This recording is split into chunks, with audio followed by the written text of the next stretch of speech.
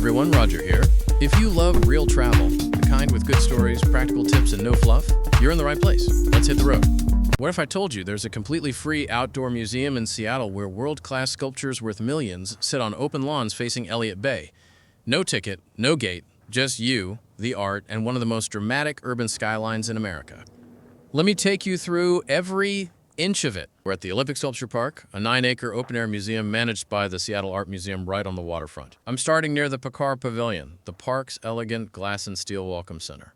I'm not going inside today, but notice the recessed glass facade on the sea-facing side, where a canopy shelters a concrete patio with 4 round silver tables and a scattering of those iconic red wire chairs.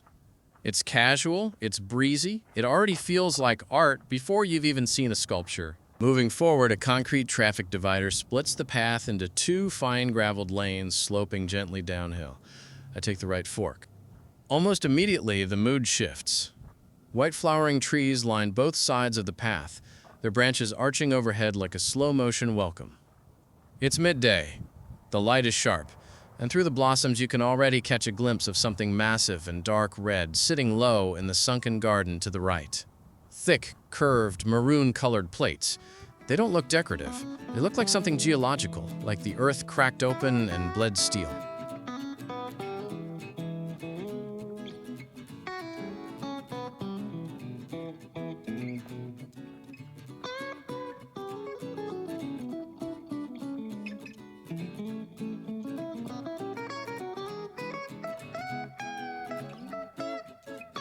I descend to the bottom of the path, turn right, and there it is in full Wake by Richard Serra. 5 enormous, weathered steel plates, each one curved and tapered to a razor edge, arranged in a loose procession like a fleet of ships frozen mid-voyage. Hence the name Wake, like the wake of a ship through water. It's midday, and the sun hits the sea-facing sides hard, turning the rust a deep, almost amber red. But flip to the shaded side and the color drops to near black. That contrast, blazing rust against cold shadow, is not accidental. Serra knew exactly what he was doing.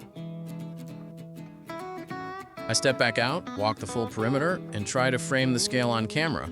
But honestly, no frame does it justice. Wake is one of those works you have to stand inside to understand.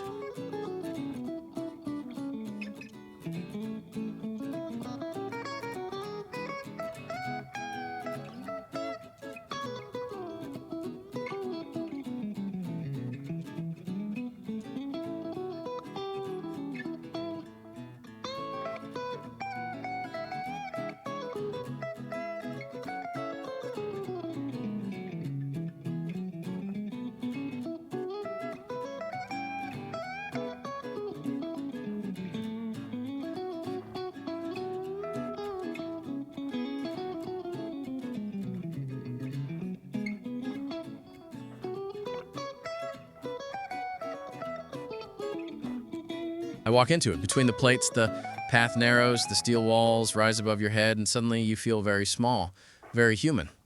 That's the whole point. Serra spent his career making people feel the physical weight of industrial material in their bodies, not just their eyes. Standing between these plates, you feel it. Climbing back out of the sunken garden, the landscape opens dramatically. Green lawn, gray gravel path, and then the bay. Elliott Bay stretching out, blue-gray and glittering, under a sky that's 2/3 clouds, white, layered, bruised gray at the edges, with just enough blue breaking through to make everything feel cinematic. It's one of those views that makes you glad you came. Turning sharply left and looking down the slope, something unusual catches your eye. 2 massive wooden logs lashed into a cross shape, suspended from a triangular steel pipe trestle. Below it, a section of actual rusty rail track. Most visitors probably walk right past it, thinking it's some kind of maintenance rig or leftover construction equipment. It's not. It's Bunyan's Chess by Mark de Suvero, a playful, almost folkloric piece that reimagines industrial materials as a giant's game pieces. The joke is in the name. Paul Bunyan, the mythical lumberjack, playing chess with logs and rail. Once you get it, you can't unsee it. Then the path descends, and a large red steel sculpture comes into full view across the lawn. 4 angular legs, a sweeping body.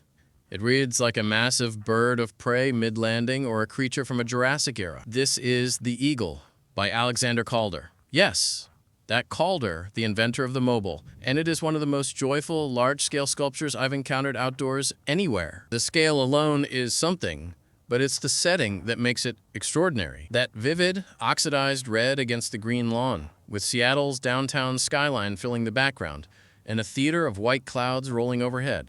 There's a row of those signature red wire chairs lined up along the gravel path in front of it, two men sitting apart from each other, one staring at the bay, one deep in a book, two women sitting together, chatting, laughing. Everyday life in front of a masterpiece. I love that image. I move in closer to get a tighter frame, and almost by accident, the Space Needle slides into the background behind the eagle's wing. Seattle in one shot. The path slopes gently upward and crosses what feels like a bridge. Gray gravel on the left, and to the right, a large diamond-shaped green lawn set slightly lower with 5 black stone geometric sculptures arranged in it. Their surfaces are smooth, angular, wavy in profile, almost like a slow heartbeat rendered in basalt. I didn't know their name on the day I filmed this, but they are compelling in their quiet, minimal way. A strong counterpoint to the theatrical scale of everything else in the park.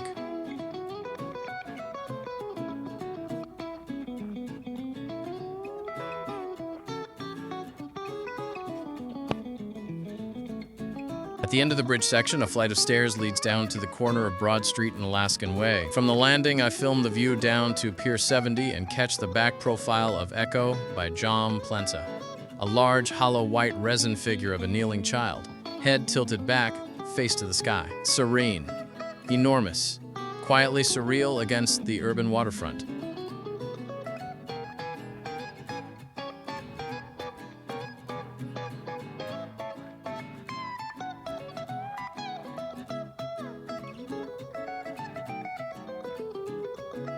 Rather than descending those stairs, I reverse direction down a gentle slope flanked by concrete parapet walls and land on the Elliott Bay Trail. And there, tucked against a tree on a narrow strip of grass, is a large red ampersand, the symbol, and, mounted on a pole, below it a few white-painted concrete benches. The piece is called Loss and Love. The and is the conjunction that holds two impossible things together at once. Loss and love. Grief and tenderness. It's small in scale, but enormous in emotional intelligence.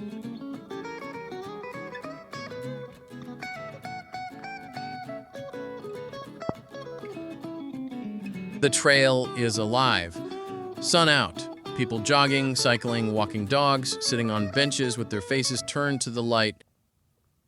That's part 1 of my walkabout through Seattle's Olympic Sculpture Park. Free, open every day, dawn to dusk, right on the waterfront. If you've never been, it belongs on your Seattle list. Part 2 is coming. Subscribe so you don't miss it. And drop a comment. Which sculpture would you most want to see in person? A little further along the trail, something tall and skeletal rises against the cloud-heavy sky. I raise my camera, rusted steel beams radiating outward from a central pole like a deconstructed rotor or an enormous feathered headdress made of industrial debris. It's Schubert Sonata by Mark de Suvero, the same artist behind Bunyan's Chess. Why Schubert? De Suvero has said his large outdoor works are often inspired by music, its rhythms, its internal tension, the way sound moves through space. Whether or not you make that connection standing underneath it, the piece has an undeniable energy, something between a conductor mid-motion and a thing about to take flight. Thanks for watching. If you enjoyed this, hit that like button. It really helps the channel. See you on the next travel adventure.